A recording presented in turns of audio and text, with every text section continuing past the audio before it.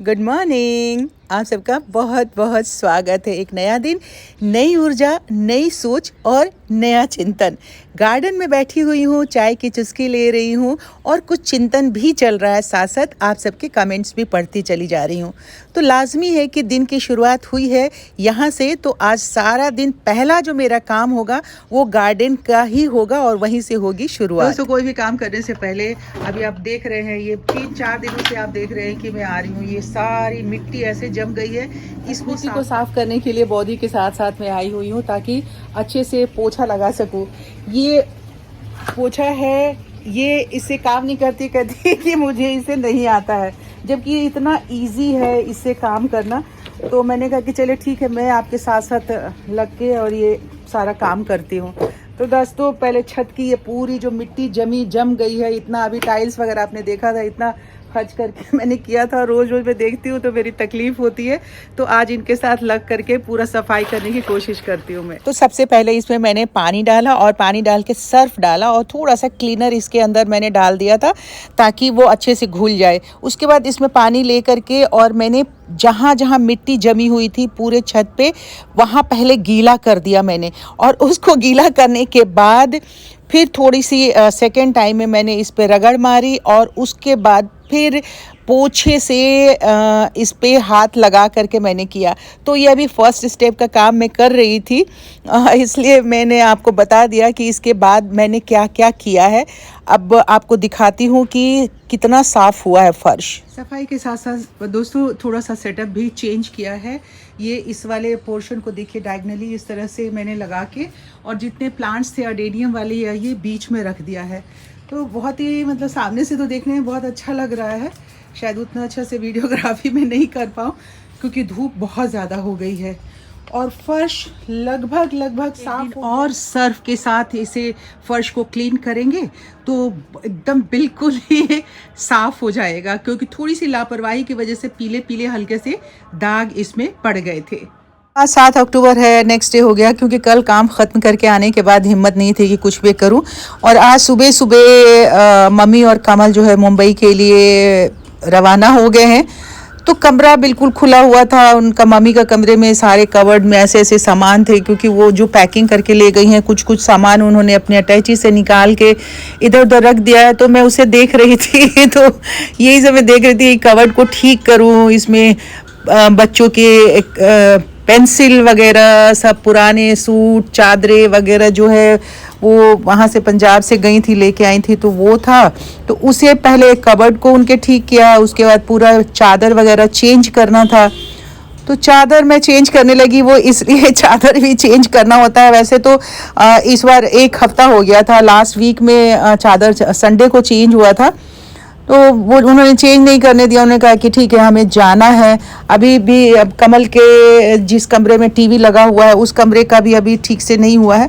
तो यहाँ चादर वादर चेंज करने के साथ साथ मुझे इसके गद्दे को भी पलटना था। अक्सर एक्चुअली होता क्या है कि मम्मी बहुत बार जो है उठ के डाइनिंग टेबल पे खाना खाने नहीं आ पाती हैं, तो अपने बेड पे ही वहीं पे खा लेती हैं। हम उन्हें वहीं पे दे देते हैं ताकि आराम से खा ले।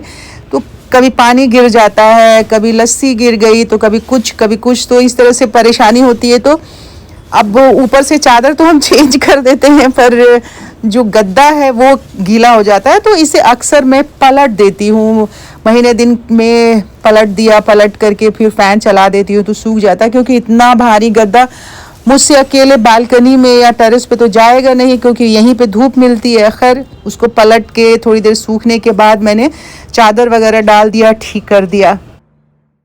अब बारी थी डाइनिंग हॉल की, क्योंकि इस पे जो मैट वगैरह डाला था वो तो मैंने डाल ही दिया था ठीक से। खाना कम ही लोग यहाँ बैठ के खाते हैं ना, लेकिन कुछ प्लांट्स वगैरह मुझे ठीक करना था, प्लांट्स की डस्टिंग वगैरह करनी थी और उसमें पानी डालना था। तो इसे हटा करके पानी डालती हूँ किचन में ले जाकर और फिर वापस ला करके इसे यहाँ रखती हूँ। तो इस तरह से ठीक से प्लांट से डेकोरेट कर दिया डाइनिंग टेबल को। जितनी घर की सफाई करनी थी सफाई करके कूड़ा इकट्ठा करके रखा हुआ है। आज 3 दिन हो गए कूड़ा लेने के लिए सोनू नहीं आ रहा है। अब मैं उसको देखने के लिए निकली हूँ। अब गीला कूड़ा जो है उसमें से तो बदबू आने लगती है, सूखा कूड़ा तो फिर भी अलग रहता है, तो दोनों अलग अलग करके रखते हैं। अब मैं उतरी हूँ कि उसको चेक करके आऊँ, आ करके फिर वो कूड़ा डलवा के वापस फेंकूँ मैं बाहर।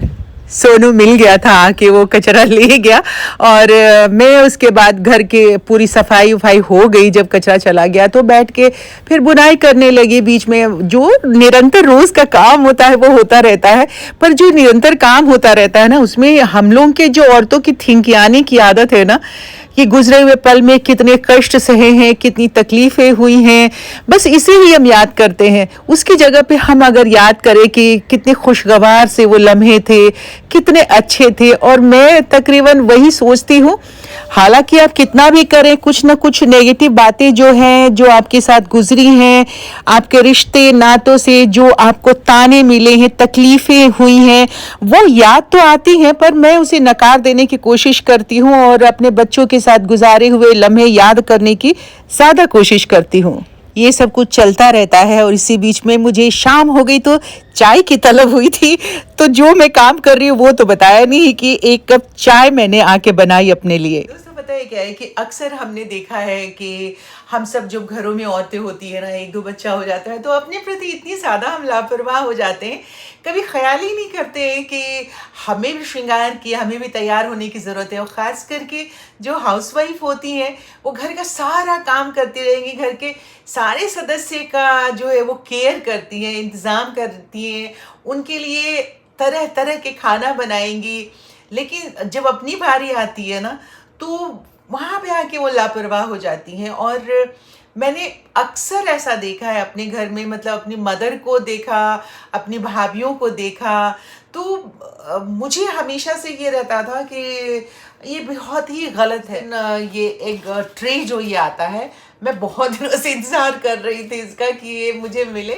इसका मुझे कुछ DIY करना था। आप सब हमारे साथ बने रहिए, देखिए कितने आसानी से, बहुत आराम से बन जाएगा। और एक छोटे से इस जो है ये होता है पेपर मैशी एक्चुअली होता है, तो इससे जो कुछ भी हम बनाए ना उसे ऐसी जगह पे टांगेंगे जहाँ पे कि पानी ज़्यादा ना पड़ता हो, क्योंकि पेपर मेशी पे अगर 2-3 बार पानी पड़ गया तो वो गल जाएगा पेड़ को। अब देखिए कि उसमें से मैंने इस तरह से छोटे छोटे टुकड़े जो है वो कट करके निकाले।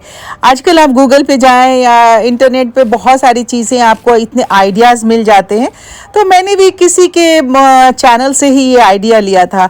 अब वो सारा इतना सारा आपने देखा कट करके मैंने रख लिया। अब ये ब्रश लिया है और एक्रेलिक पेंट जो है उससे ले करके अलग अलग कलर में सारा मैं पेंट कर लूँगी। पहले तो सारा कट करके निकाल लीजिए, उसके अलग अलग पेंट कर लीजिए। उसके बाद जब हमने पेंट करके रख लिया 8-8 10-10, तो बनाने के लिए आपको बना के मुझे अभी एक ही दिखाऊंगी। और आप इससे आप आइडिया आपको लग जाएगा कि आप चाहें तो इससे कुछ भी बना सकते हैं। आप चाहें तो कर्टन भी बना सकते हैं, आप चाहें तो की रिंग बना सकते हैं, आप चाहें तो कोई ऐसे डेकोरेशन का पीस बना सकते हैं जिससे कि जहाँ पे पानी ना पड़ता हो। ये इस चीज़ का हमेशा ख्याल रखिएगा, क्योंकि अगर आप इसे गार्डन में ले करके अगर टांगेंगे और प्लांट्स में पानी वगैरह डाल रहे हैं तो उससे तो एक दिन भी ये नहीं चलेगा, पानी पड़ते ही ये पेपर मैशी गल के ख़त्म हो जाएगा। अभी देखिए कि मैंने बहुत सारे ये कलर कर लिए थे। अब इस तरह से मैंने चेहरा बना लिया। अब जब चेहरा बना लिया तो अलग अलग मैंने बहुत सारे सेट तैयार किए थे। तो जब ये चेहरा बन गया, कुछ फ्रॉक का डिज़ाइन आप चाहिए तो मल्टीपल गाउन बना सकते हैं, तो गाउन के लिए आप 6-7 एक साथ लगा सकते हैं। अगर फ्रॉक बनाना है तो अलग अलग डिज़ाइन आप बना सकते हैं। तो मैंने अपने आइडिया से इस पे कुछ पे डिज़ाइन बना लिया, आप अपने आइडिया से इसमें डिज़ाइन बना लिए, आप अपने आइडिया से इसमें कलर भर लीजिए, आप अपने आइडिया से उसका फेस बना दीजिए। क्योंकि ये जब हम बनाते हैं तो इसमें कोई ये ऐसा नहीं है कि फेस जो है बिल्कुल फेस के कलर का होना चाहिए, कोई भी कलर का होता है, क्योंकि ये मल्टीपल कलर होता है ना, ये ज़्यादा अट्रैक्ट करता है। और उसमें एक छोटी छोटी सी जो चीज़ होती है, हालांकि इसको बहुत सबको पेंट करना बहुत ज़्यादा टाइम टेकिंग था, तो मैंने कहा कि आप सबको बस एक पीस बना करके दिखा देते हैं। अगर आप सब में किसी को इसको बनाने का शौक़ होगा तो इस आइडिया से आप सब भी बना पाएंगे। अब ये चलिए सारा पेंट हो गया, तो लास्ट में मुझे लगा कि अगर फ्रॉक बनाती हूँ डॉल के लिए, क्योंकि तो उसमें किस तरह से डिज़ाइन होगा। अब ये सारा जब पेंट कर लिया मैंने, मेरे दिमाग में आइडिया था, तो ये मैंने सुई और ये वूल लिया और बस इसके बाद जो आपको समय लगना है वो उसकी कटिंग में, पेंटिंग में, इसे आकार देने में तो बिल्कुल चुटकी बजाते ही आप इसे कर सकते थे। बस ये जो फेस बनाया था यहाँ से आप लीजिए फ्रॉक वाले, नीचे की साइड से उसमें धागा जो वो लगाया था मैंने नीचे से सुई से डाल लिया। एक सबसे नीचे वाला वो ग्रीन फ्रॉक बनाया, उसके बाद वाइट है फ्रिल वाला फ्रॉक मैंने इसे तैयार किया, और सबसे ऊपर ये जो पिंक वाला डाला था वो डाल लिया। अब मुझे बस फ्रॉक वाली ही डॉल बनानी थी, तो अब चेहरा और ये ऊपर का जो सर बनाया था, कैप बनाया था, अब इस दोनों को इस तरीके से उलट के लगा लिया। देखिए कितना खूबसूरत ये डॉल बन गया ना, है ना, बहुत खूबसूरत लगता है। फ्रेंड्स, ये कर्टेन का दाम है, इतने का मैंने ख़रीदा था, और ये लिंक है, इससे आप मंगवा सकते हैं। दोस्तों ये लिंक है जो मैंने आप सबने मांगा था ना, वो जो मैंने कर्टन मंगवाया था उसी का ये दाम है, और लिंक दोनों मैंने आप सबके लिए डाल दिया है यहाँ। आज मेरे बाबू का बर्थडे है, 7 अक्टूबर है। क्या कहूँ मैं आप सबसे कि आप इसे विश करें और मुबारकबाद दें। बस ये कहें कि जहाँ हैं वहाँ खुश रहें। माँ का दर्द माँ समझ सकती है, शायद आप सब समझ सकते हैं।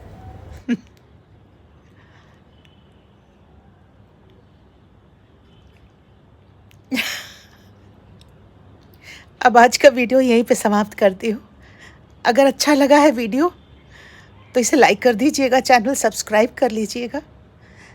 आपसे हर रोज़ मिलने की कोशिश करूँगी, तो कोशिश करूँगी कि मैं कल आपसे मिलने फिर से आऊँ। अपना बहुत सारा ख्याल रखिए। नमस्कार।